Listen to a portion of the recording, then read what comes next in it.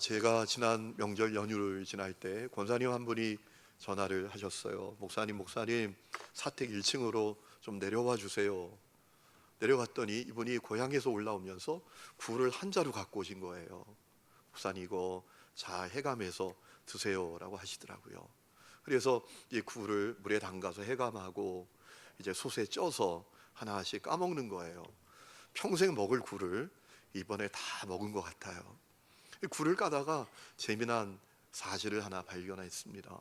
굴 껍데기가 엄청 큰데 속이 부실해요. 또 어떤 굴은 껍데기가 별로 크지 않은데 속이 꽉 차 있단 말입니다. 모두 그런 마음이 들더라고요. 우리도 그렇지, 우리 자신도 그런 거지 라는 마음이 들었어요. 어떤 사람은 외면적으로 대단해요. 그런데 속이 부실해요. 속 사람이 다 무너져 있어요. 경건의 모양은 있지만 경건의 능력은 부인하는 상태에 머물러 있어요. 여러분, 오늘 여러분은 영적으로 속이 꽉 차 있는 분들이십니까? 주님은 아시겠지요. 그런데 여러분은 아시잖아요. 그렇죠? 여러분, 경건은 뭡니까? 제가 여러분 몇 주 전에 말씀을 드렸죠. 오늘 지성소로 나아가자 두 번째 설교잖아요. 지성소로 나아가자 첫 번째 설교. 여러분 그때 말씀을 드렸죠. 경건이란 뭐냐? 그저 어떤 종교적인 행위를 가리키는 것이 아니다라는 겁니다. 그래서 바울이 경건에 이르도록 너 자신을 훈련하라 라고 했습니다. 여러분, 경건이 만일 교회에 와서 거룩한 예배 드리는 거라면 훈련은 필요 없을지 몰라요. 왜? 여러분, 우리가 교회를 1년, 2년, 3년 다니면 내가 어떤 표정을 짓고 예배해야, 내가 어떤 몸짓을 가지고 예배해야 사람들이 나를 그럴듯한 교인으로 생각하는지 다 학습이 되잖아요. 그렇기 때문에 만일 경건이 거룩한 모습으로 와서 예배 드리는 거라면, 또 거룩한 모습으로 기도하는 거라면, 그리고 거룩한 모습으로 찬양하는 거라면 여러분 연습은 필요 없어요. 여러분, 경건은 하나님 앞에서 사는 거예요. 날마다 주님과 동행하는 삶을 사는 거란 말입니다. 아니, 혼자 있을 때에도 예수쟁이로 사는 거예요. 이것은 피나는 훈련이 필요해요. 여러분, 바울이 말한 그 경건이라는 단어가 김나조라는 단어인 것을 말씀드렸잖아요. 운동선수가 땀을 뻘뻘 흘리면서 고통을 이겨내는 그 훈련이 날마다 주님과 동행하는 삶을 위해서 필요하다라는 겁니다. 세 가지 이유가 있잖아요. 첫 번째, 세상에 죄가 가득합니다. 세상 문화, 정치, 경제, 교육, 예술, 유튜브, 드라마, 언론, 여러분 거기 하나님이 있습니까? 죄만 가득해요. 또 우리 자신이 죄덩어리잖아요. 예수님 말씀하셨잖아요. 사람 밖에서 사람 안으로 들어오는 것이 사람을 더럽히는 것이 아니라 사람 안에서 밖으로 나가는 것이 사람을 더럽힌다. 우리 속에 온갖 죄가 가득하다라고 말씀하셨잖아요. 그리고 우리가 너무나 연약하잖아요. 해야 되는 것은 못해요. 근데 하지 말아야 될 것은 저절로 하게 되잖아요. 이게 오늘 우리의 모습 아닙니까? 그러므로 경건에 이르기 위해선 피나는 훈련이 필요하단 말이죠. 그렇지 않으면 여러분 주님과 동행하는 삶을 살기 어렵습니다. 쓰나미처럼 밀려오는 죄, 세상의 유혹, 물리치기가 쉽지 않습니다. 그렇게 하지 않으면 교회 다니는 것 빼고는 세상 사람들하고 아무것도 다른 것이 없는 사람으로 평생 살다가 끝나게 됩니다. 자, 그렇다면 경건에 이르도록 우리 자신을 훈련해야 되는데 가장 좋은 훈련 방법은 뭘까요? 우리가 특별한 훈련을 받는 걸까요? 금식기도 하는 걸까요? 은사 집회에 참여하는 걸까요?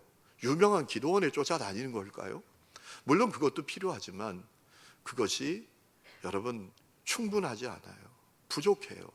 한참 모자라요. 여러분, 이스라엘 성도를 생각해 보세요. 그들이 얼마나 충격적인 하나님 일하심을 경험합니까? 출애굽할 때 말이에요, 홍해가 갈라져요. 요단강이 갈라진다고요. 여러분, 우리가 책으로 보니까 그렇지 그 앞에 서 있다고 생각해 보세요. 바다가 갈라져요. 요단강이 갈라져요. 자고 일어나니까 만나고 메추라기가 막 쏟아져 있어요. 이건 정말 경이로운 사건 아닙니까? 그런데 여러분, 이스라엘 성들이 그 경이로운 사건을 경험하고도 하나님께 불순종하고 취미가 거역이고 특기가 불순종인 사람들이 됐단 말이에요. 여러분, 우리가 경건을 훈련하기 위해선 세 가지 요소가 필요해요. 첫 번째, 지속할 수 있어야 돼요. 여러분, 계속 지속하기 어렵다면 그거는 좋은 훈련 방법이 아니잖아요. 아니, 40일 금식 기도를 어떻게 지속할 수 있나요? 어떻게 매년 기도원만 쫓아다닐 수 있나요?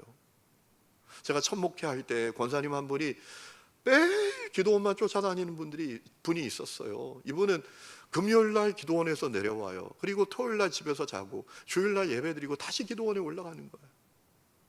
그 자녀들이 너무 힘들어해요. 집에 그렇게 일이 많아도 그 어머니가 자녀들을 도와주지 않고 평생 기도원에만 가서 살아요. 자기는 천국을 누리지는 모르지만 가족들은 고통이에요. 여러분, 가장 좋은 훈련은 지속할 수 있어야 돼요. 두 번째는 누구나 할 수 있어야 돼요. 여러분, 특별한 사람, 특별한 조건을 갖춘 사람만 할 수 있다면 그건 좋은 훈련이 아니잖아요. 그렇죠? 좋은 훈련 방법은 남자든지 여자든지 아이든지 어른이든지 초신자든지 오래된 신자든지 누구나 다 할 수 있는 훈련이어야 해요. 그리고 세 번째는 반복할 수 있어야 돼요. 여러분, 훈련이 이랬다 저랬다 하면 안 되잖아요. 시도 때도 없이 훈련의 방법이 바뀌면 안 되잖아요. 어느 날은 이렇게 했다가 아닌가 보다, 이렇게 해보자 그러고 그렇게 했더니 그것도 아닌가 봐, 이 산으로 갔다가 이 산도 아닌가 봐, 저 산으로 갔다가 저 산도 아닌가 봐. 이건 좋은 훈련 방법이 아니잖아요. 매일 반복할 수 있고 그 반복을 통해서 최대한의 효과를 끌어낼 수 있는 방법이 좋은 훈련 방법이잖아요. 그런 의미에서 여러분, 우리가 이 지성소를 붙드는 것은 너무나 경건을 위한 좋은 훈련의 방법이에요. 왜요? 이 지성소는 세 가지 요소를 다 갖고 있어요. 여러분, 이것은 누구나 할 수 있어요. 우리 주일학교 아이들도 하고요, 청소년들도 하고요, 청년들도 하고요, 우리 장년들도 다 할 수 있어요. 장애가 있는 분들도 할 수 있어요. 교육 수준이 낮아도 할 수 있어요. 다 할 수 있다고요. 그리고 마음 먹으면 지속할 수 있어요. 여러분, 온라인 앱으로 어플로도 이 지성소를 우리가 할 수 있잖아요. 그렇죠? 책이 없어서 못한다고요? 아니에요. 스마트폰이 있으면 어디서든지 다 할 수 있어요. 그리고 반복할 수도 있잖아요. 더욱이 여러분, 이 지성소가 유익한 점은 우리를 하나님의 말씀 앞으로 인도합니다. 여기 말씀이 있잖아요. 여러분, 우리 하나님은 어떤 분이시죠? 말씀하시는 분이시잖아요. 말씀으로 세상을 창조하시고 말씀으로 세상을 통치하시고 말씀으로 피조물에게 말씀하시는 분이 우리 하나님이시지 않습니까? 여러분, 성경을 보면 개역 한글 성경에 끊임없이 나오는 얘기가 뭡니까? 가라사대. 개역 개정 성경엔 이르시되, 주께서 이르시되, 하나님께서 가라사대. 그게 계속 나오잖아요. 그건 뭘 의미하는 거죠? 우리 하나님이 말씀하신 분이시다라는 것을 의미하지 않습니까? 중요한 것은 하나님이 말씀하실 때 우리가 반응해야 한다라는 겁니다. 여러분, 그렇게 하나님께서 우리를 만드셨어요. 에덴은 어떤 장소였죠? 하나님 말씀하시고 인간이 반응하는 장소였어요. 하나님이 아담에게 아담아 라고 하실 때 아담이 네 라고 반응하는 장소였어요. 여러분, 에덴 동산에 있는 선악과는 하나님이 말씀하실 때 인간이 반응해야 된다라는 사실을 확실히 알려주는 징표였잖아요. 그렇죠? 그래서 C.S. 루이스는 이렇게 얘기했던 적이 있습니다. 사람의 가장 탁월성은 뭐냐? 인간의 최대의 탁월성은 뭐냐? 하나님께 반응하는 것이다 라고 했어요. 인간이 가진 최고의 탁월한 그것은 하나님께 반응할 수 있잖아요. 오늘도 우리가 은혜로운 찬양을 드렸잖아요. 하나님의 임재 앞에 그분을 높여드렸잖아요. 이게 반응이죠. 인간만이 할 수 있죠. 그렇죠. 하지만 아담과 하와가 범죄하고 타락해서 이 질서가 깨트려졌어요. 하나님께서 말씀하셔도 반응하지 않아요. 아니, 반응하지 않는 정도뿐만 아니라 거역해요. 순종하지 않아요. 여러분, 로마서 1장 21절 말씀을 보면 바울이 이 깨트려진 질서, 전적으로 타락한 인간의 상태에 대해서 이야기했던 적이 있지 않습니까? 이렇게 말합니다. 하나님을 알되 하나님을 영화롭게도 아니하며 감사하지도 아니하고 오히려 그 생각이 허망하여지며 미련한 마음이 어두워졌다라고 했습니다. 한마디로 말하면 뭐예요? 반응하지 않게 됐다라는 거예요. 그것이 전적으로 타락한 인간의 실존이에요. 하나님 말씀하셔도 반응하지 않아요. 아니, 오히려 거역하고 살아요. 그렇게 죄와 저주와 고통 가운데 살다가 죽고 심판받고 멸망당하는 인생이 전적으로 타락한 인생이죠. 그런데 하나님께서 우리를 얼마나 사랑하시는지 예수님 통해서 이 문제 다 해결해 주셨어요. 내 죄값 치르기 위해서 예수님이 이 땅에 오셨어요. 죄는 내가 졌고 죄값도 내가 치러야 되는데 우리 예수께서 이 십자가에 매달려 피 흘려 죽으심으로 내 죄값 다 치러주셨어요. 내 모든 죄를 다 씻어주셨어요. 나를 의롭고 거룩하게 해주셨어요. 새로운 피조물이 되게 해주셨어요. 그래서 우리가 하나님께 반응할 수 있게 해주셨어요. 여러분, 새로운 피조물이 됐다라는 것은 어떤 것을 의미하는 걸까요? 하나님께 반응할 수 있게 됐다라는 겁니다. 왜? 죽은 영이 살아났기 때문입니다. 내 안에 삼위일체 하나님이신 성령님이 오셨기 때문입니다. 여러분, 그래서 로마서 8장 9절이 이렇게 말하죠. 만일 너희 속에 하나님의 영이 거하시면 너희가 육신에 있지 아니하고 영에 있나니 누구든지 그리스도의 영이 없으면 그리스도의 사람이 아니니라 라고 했습니다. 그러므로 십자가 복음 믿고 구원 받은 사람에게 끊임없이 일어나야 되는 사건이 있습니다. 주님 말씀하실 때 반응하는 거예요. 주님 말씀하실 때 반응하는 거란 말이에요. 그러면 이런 생각을 해볼 수 있죠. 우리 어떻게 주님의 말씀을 듣지? 여러분, 가장 확실하고 분명하게 주님의 말씀을 듣는 방법이 있습니다. 이 성경을 붙드는 거예요. 여러분, 성경은 하나님의 말씀이에요. 우리를 향한 하나님의 마음과 뜻과 계획을 가장 정확하게 확실하게 알려주는 특별한 유일한 하나님의 계시입니다. 이 사실을 우리가 기억해야 돼요. 가끔 우리 주위에는 내가 하나님의 특별한 계시를 받았다라고 주장하는 사람들이 있어요. 자기가 받은 계시를 책으로 내서 사람들을 미혹하는 사람도 있어요. 여러분, 속지 마세요. 그건 그의 지극히 주관적인 생각이에요. 주관적인 경험이에요. 여러분, 우리가 하나님의 마음과 뜻을 알 수 있는 가장 확실한 방법은 이 성경인 것을 믿으시기를 주의 이름으로 축원합니다. 그래서 고린도전서 4장 9절에 6절에 기록된 말씀 밖으로 넘어가지 말아라 라고 하셨잖아요. 여러분, 말씀이 너무나 중요한 거예요. 여러분, 그렇기 때문에 오늘 우리가 읽은 시편 119장 말씀은 대단히 특별한 말씀이에요. 오늘 우리가 읽은 시편 119장 다 읽지는 않았지만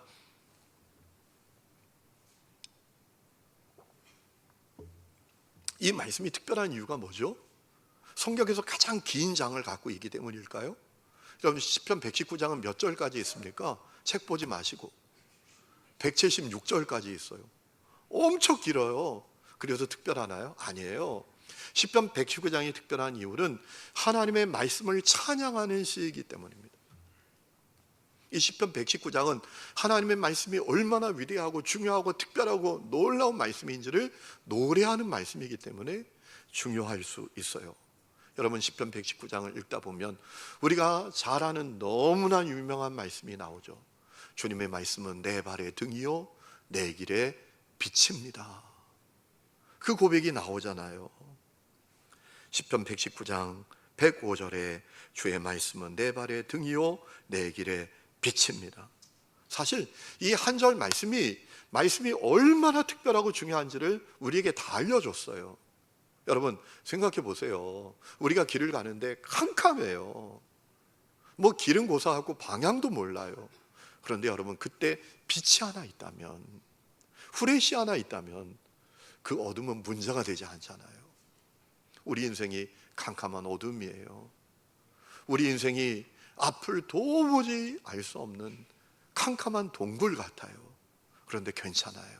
우리에게 하나님의 말씀이 있기 때문에 그래요. 이 말씀이 내 발의 등이고 내 길의 빛이라고 했어요. 얼마나 특별해요. 여러분 시편 119장을 쭉 읽다 보면 하나님의 말씀이 얼마나 중요한지 이 시편 기자가 계속 노래하고 있어요. 누가 복 있는 자인가? 1절 말씀을 보면 말씀을 따라 사는 사람이라고 해요. 우리가 항상 사모할 것이 뭐냐? 20절에 보면 하나님의 말씀이라고 대답해요.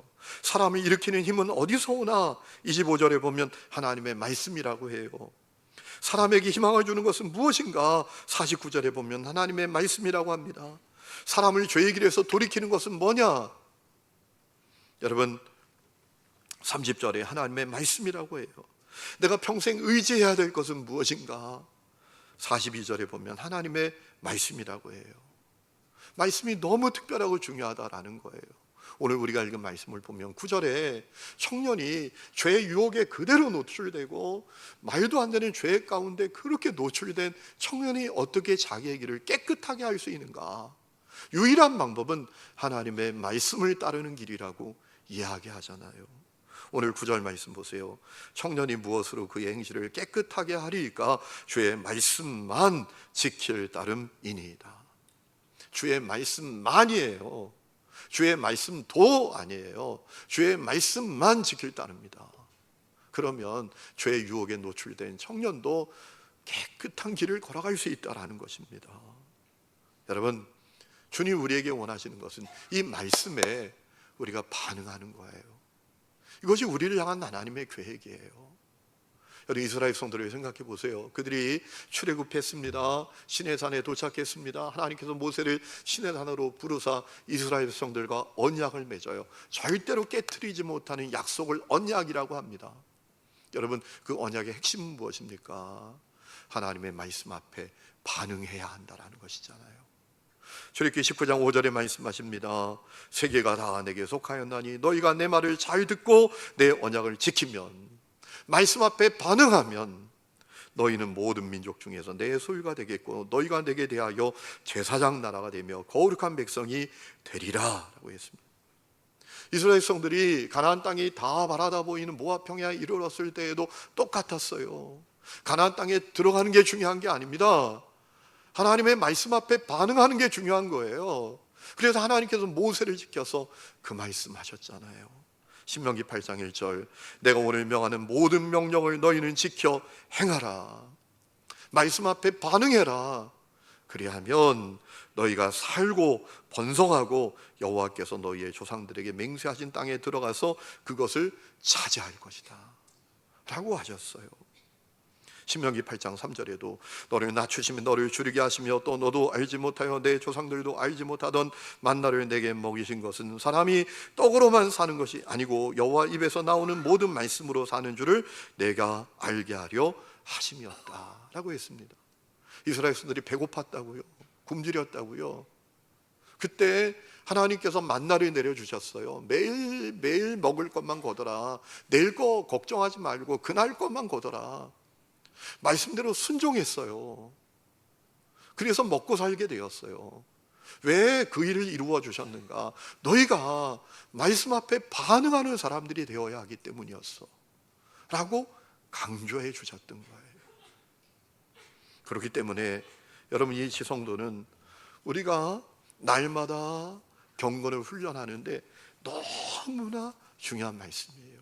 그 중요한 말씀 앞에 우리를 세우잖아요. 그 중요한 말씀을 날마다 붙들게 하잖아요.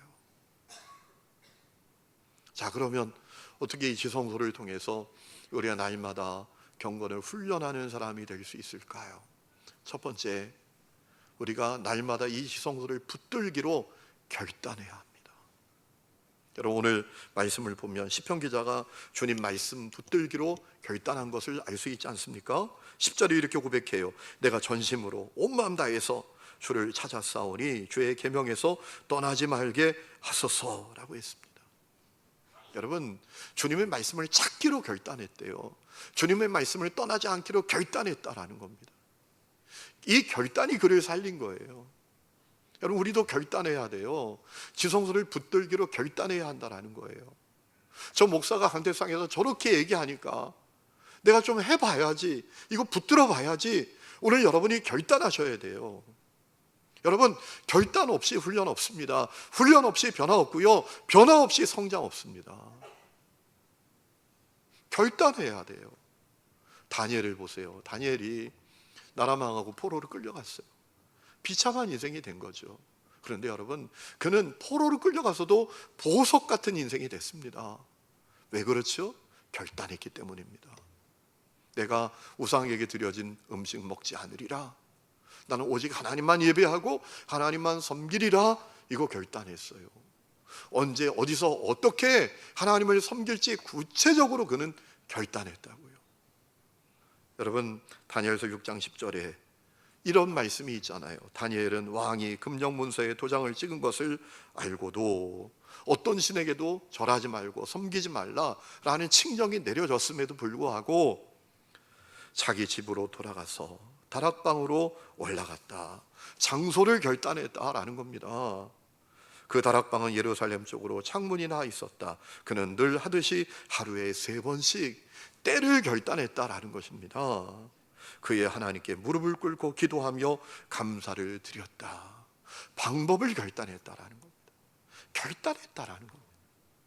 결단함에 그의 인생이 보석이 되었어요. 오늘 이 역사가 여러분 가운데도 일어날 수 있기를 주의 이름으로 축원합니다. 두 번째는 지성소로 나아갈 때 먼저 기도해야 합니다. 여러분, 오늘 말씀을 보면 시편 기자는 하나님께 이렇게 기도해요. 18절에 내 눈을 열어서 주의 율법에서 놀라운 것을 보게 하소서, 이렇게 기도해요. 여러분, 우리도 이 지성소로 나갈 때 먼저 기도해야 해요. 여러분, 회개의 기도를 먼저 해야 해요. 여러분, 제사장이 하나님의 임재하시는 지성소로 나갈 때 반드시 통과해야 되는 장소가 있습니다. 번제단입니다. 번제단은 어떤 곳입니까? 하나님께 제물을 바치는 곳이에요. 여러분, 제사장이 지성소로 나갈 때 이 번제단에서 의무적으로 바쳐야 될 제사가 있습니다. 속죄 제사입니다. 어떤 제사인가 하면 죄를 씻는 제사예요. 죄를 회개하는 제사예요. 모르고 지은 죄까지 다 회개하는 제사가 이 속죄 제사예요. 고의로 지은 죄를 회개하는 제사는 속건 제사였죠. 여러분, 속죄 제사 의무적인 제사입니다. 여러분, 우리도 지성소로 나아갈 때, 지성소를 붙들 때 먼저 기도해야 돼요. 회개 기도해야 돼요. 성령의 근심으로 살았던 것, 추잡한 생각했던 것, 불신, 두려움, 의심, 그런 생각들 가졌던 것, 그렇게 행동했던 것, 그거 회개해야 돼요. 철저하게 예수 십자가 보혈을 의지하고 회개해야 돼요. 만일 우리가 우리의 죄를 자백하면 그는 미쁘시고 의로우사 우리 죄를 사하시고 모든 불의에서 우리를 깨끗하게 하신다라고 하셨으니 그 말씀을 붙들고 회개하며 기도해야 돼요. 그리고 눈을 열어 주님의 놀라운 비밀을 보게 해달라고 기도해야 합니다. 이 기도가 우리에게 필요해요. 그 다음 세 번째는 주어진 말씀을 읽어야 합니다. 말씀을 천천히 정독하면서 여러 번 읽어야 돼요. 나의 지성, 경험, 내가 가진 선입관 다 내려놓고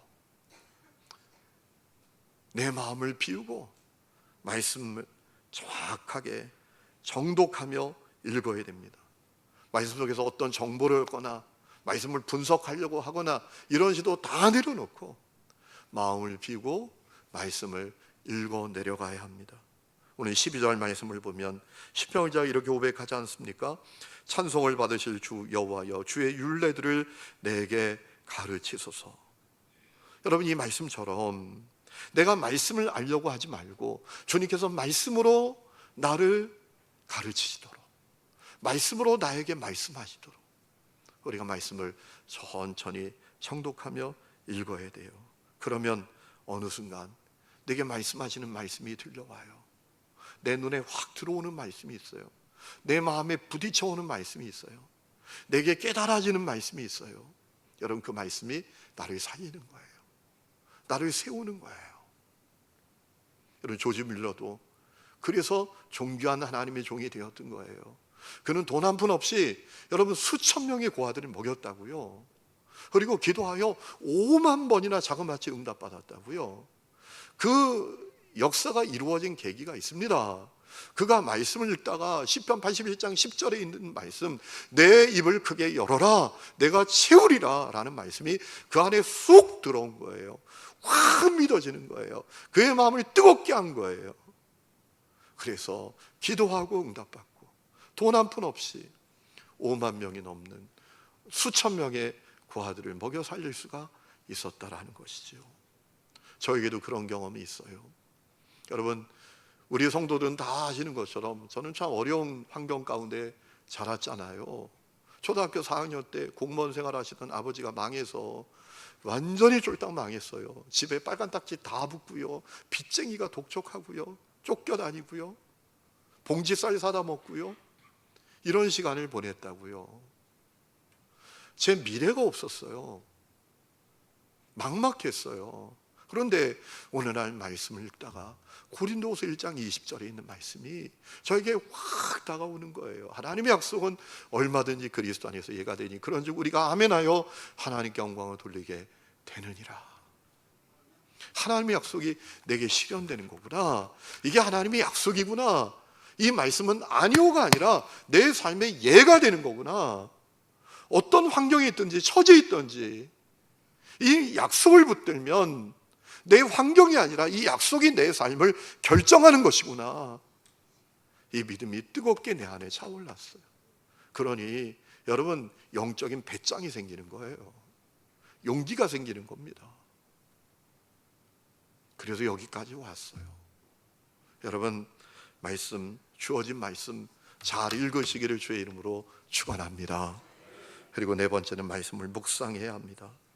말씀을 읽다 보면 눈에 들어오거나 가슴에 부딪히거나 마음을 뜨겁게 하는 말씀이 있어요. 그러면 그 말씀을 묵상해야 돼요. 묵상이라는 단어는 히브리어로 하가라는 단어인데 번역하면 읊조리다, 중얼거리다, 깊이 숙고하다, 이런 의미를 갖고 있어요. 여러분, 우리가 말씀을 읽다가 내게 부딪히는 말씀을 깊이 묵상하는 시간을 가져야 돼요. 여러분, 그 말씀이 나를 살린다니까요. 일으킨다니까요. 여러분, 영어의 묵상이라는 단어는 영어로 meditation이라는 단어입니다. 이 단어의 어원은 메디칼루스라는 단어로부터 나왔어요. 여러분, 이 메디칼루스로부터 나온 단어가 있습니다. 약이라는 영어 메디신, 이것이 메디칼루스에서 나왔어요. 여러분, 우리가 약을 먹으면 힘이 나잖아요. 치유되잖아요. 새로운 힘이 생기잖아요. 일어서게 되잖아요. 여러분, 묵상이 그와 같다라는 거예요. 말씀을 묵상하면 내가 묵상한 그 말씀이 나를 치유하고 새롭게 하고 변화시키고 죄를 끊게 만들고 새 사람이 되게 하고 새로운 힘을 얻게 하고 일으켜 세우는 거예요. 그래서 말씀을 묵상해야 합니다. 오늘 여러분에게 그와 같은 은혜가 있기를 축원합니다. 다섯 번째는 내게 주신 말씀으로 기도해야 합니다. 여러분, 지성소가 생각의 놀이터가 되어서는 안 돼요. 여러분, 내 마음에 부딪힌 말씀이 있다면 그 말씀을 따라 기도해야 돼요. 어떻게 그 말씀을 살아낼지, 순종할지, 그 말씀을 붙들지를 말씀을 따라 기도하며 기도로 적어 보아야 해요. 이것이 대단히 중요합니다. 여러분, 기도도 그저 감정 따라 하는 기도하고 소원 따라 하는 기도하고 말씀을 따라서 하는 기도하고는 차원이 달라요. 힘이 있어요. 그러므로 말씀을 따라 기도해야 합니다. 그리고 마지막은 하루의 삶을 돌아보아야 해요. 여러분, 이 지성소를 펴면 말씀이 있고요, 말씀이 있고요, 그리고 이어지는 내용이 있잖아요. 하루의 삶을 돌아보는 내용이 있잖아요. 세 가지 질문이 나옵니다. 첫 번째, 오늘 하루 지내면서 주님께서 주신 은혜는 무엇입니까? 감사할 제목은 무엇입니까? 이걸 적게 돼요. 두 번째는 오늘 하루 지내면서 주님께 죄송했던 건 뭡니까? 세 번째, 오늘 하루 지내면서 새롭게 결단하게 된 것은 무엇입니까? 이 질문이 있는데 여러분이 한 문장으로도 그 질문에 답해 보셔야 돼요. 그 질문에 답하면서 여러분의 하루의 삶을 돌아보셔야 돼요. 그래야 우리가 주님과 동행할 수 있어요. 그래야 죄를 끊을 수 있어요. 어떤 분은 그래요. 목사님, 지성소 하다 보니까 매일매일 오늘 하루 지내면서 주님께 죄송했던 건 뭡니까? 이건 막 자아 비판하는 것 같아요 라고 하더라고요. 해야 돼요. 하지 않아서 죄를 반복하는 거예요. 회개는 눈물 찔끔 흘리는 게 회개가 아닙니다. 후회하는 게 회개가 아닙니다. 죄에서 돌이키는 게 회개입니다. 주님께서 가늠하다 현장에 잡힌 여인을 용서하셨어요. 가라, 나도 너를 정죄하지 않는다. 그런데 무조건적인 용서가 아닙니다. 뭘 하셨습니까? 가서 다시는 죄를 범하지 말아라. 그게 회개예요. 안 하니까 매일매일 똑같은 죄를 짓고 사는 거예요. 이 질문에 서지 않으니까, 답해보지 않으니까. 오늘 하루 지내면서 주님께 죄송했던 건 뭡니까? 하나님, 남편한테 또 내가 짜증을 냈어요. 화를 냈어요. 죄송합니다. 이걸 어제 적고 오늘 적고 모레 적고 글피 적고 하다 보면 어떨까요? 그 죄가 미워져요. 그 죄가 싫어져요. 그래도 자유하게 되는 거죠. 눈물 찔끔 흘리고 1년에 한 번씩 부흥회할 때 눈물 찔끔 흘리고 회개했다고 하니까 안 변해요. 교회 다니는 것 빼고는 아무것도 불신자하고 차별이 없어요. 생각하는 것, 말하는 것, 추구하는 가치, 행동하는 것 아무것도 차이가 없어요. 그러니 자녀들에게 어떤 영향력이 흘러갑니까? 자녀들이 그저 용돈 받을 때는 교회 다녀주는 척 하다가 힘을 갖게 되면 독립하는 거예요. 당신이나 믿으라고. 이 질문 앞에 서지 않으면 우리 영적으로 성장할 수 없어요. 변화될 수 없어요. 여러분, 인디언들은 말을 타고 달려가다가 가끔씩 내려서 달려온 그 길을 돌아본대요. 왜 그런가? 내 영혼도 잘 따라오고 있는지 확인하기 위함이라는 겁니다. 참 지혜롭잖아요. 여러분, 돌아온 길을 살펴야 잘 갈 수 있어요. 돌아온 길을 살펴야 내가 어디에 서 있는지도 알 수 있어요. 여러분, 대나무는 20m, 30m까지 자라요. 열대지방에 있는 대나무는 놀랍게도 하루에 1m도 자란대요. 진짜 놀랍잖아요. 그런데 대나무가 그렇게 자랄 수 있는 이유가 있어요. 매듭이 있기 때문입니다. 마디가 있기 때문에 그래요. 대나무가 매듭이 없고 마디가 없으면 그렇게 못 자랍니다. 비바람에 꺾여버리고 맙니다. 매듭이 있으니까 자라는 거예요. 똑같아요. 우리가 하루하루 하루의 삶을 돌아보며 주님 안에서 매듭 지어야 해요. 그래 영적으로 성장하는 거예요. 변화되는 거예요. 그렇지 않으면 여러분, 우리가 주님과 동행하는 삶을 살아갈 수가 없어요. 평생 교회 다니는 것 말고는 불신자하고 아무것도 다를 것 없는, 그저 교회에서 표정 연기, 몸짓 연기하다가 끝나는 안타까운 인생이 될 뿐이다라는 거죠. 여러분, 시편 119장 57절에 이런 말씀이 있어요. 고난당하기 전에는 내가 그릇 행하였더니 이제는 주의 말씀을 지키니이다. 여러분, 어떤 고백이죠?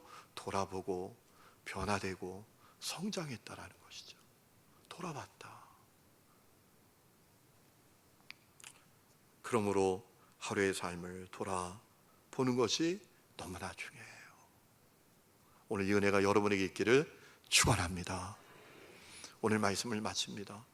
여러분, 벌써 오늘 2월 첫 주입니다. 1월이 순삭 지나갔어요. 어떻게 이렇게 빨리 지나갔는지. 여러분, 두려운 마음이 들지 않으세요? 야, 이러다 정말 주님 앞에 금방 서겠구나. 그리고 어떤 모습으로 설까요? 저 아프리카 탄자니아에서 사역하는 선교사님이 1년 동안 한국에서 안식년을 보내셨는데, 안식년을 보내시는 동안 너무 마음이 어려우셨대요. 가치관의 혼동을 겪는 거예요. 한국에 있는 성도들이 너무나 안락하게 살아요. 그래서 그 신앙이 정말 너무나 나약한 거예요. 허약한 거예요. 믿음이 있다고 해봐야 다 관념, 교리, 지식 덩어리의 믿음, 추상적인 믿음, 말씀을 살아내는 능력도 없는 믿음, 그런 믿음으로 사는 거예요. 아니, 건강에 대해서는 그렇게 철저하게 관심을 가지면서 온갖 약을 다 먹고 온갖 병원을 다 찾아다니고 온갖 검진을 다 받으면서 사실은 자기가 영적으로 암병 들어있는 것을 모르는 그 모습. 은퇴하고 20년, 30년도 못 사는 인생인데 은퇴한 다음에 노후 준비는 그렇게 철저하게 아주 계산을 하면서 준비하면서 영원한 하나님의 나라를 준비하지 못하며 살아가는 그 모습을 보면서 이런 생각을 갖게 됐대요. 하나님의 사람으로 사는 데 있어서 오지는 한국이다. 아프리카가 오지가 아니라 한국이 영적으로 오지다 라는 마음을 갖게 됐대요. 여러분, 오늘 여러분은 어떤 믿음으로 주님 앞에 서 있으십니까? 올해 우리 교회 표가 날마다 지성소로입니다. 날마다 지성소 붙들자라는 거예요. 그래서 우리가 앱, 어플도 여러분에게 제공을 드렸잖아요. 여러분 잘하고 계시나요? 이거 왜 하자고 제가 여러분에게 말씀을 드리는 거예요. 여러분 괴롭히려고? 아니에요. 살자고 하는 거예요. 살자고. 여러분, 사대교회를 향해서 주님께서 말씀하신 거 기억하시나요? 네가 살았다 하는 이름은 가졌지만 사실은 죽은 자다. 여러분, 오늘 우리가 그 모습일 수 있지 않을까요? 여러분, 사는 길로 가십시다. 이 지성소 붙드십시다. 그리하여 생명력으로 충만한 믿음의 길을 가는 복된 성도들이 다 되시기를 주님의 이름으로 축원합니다.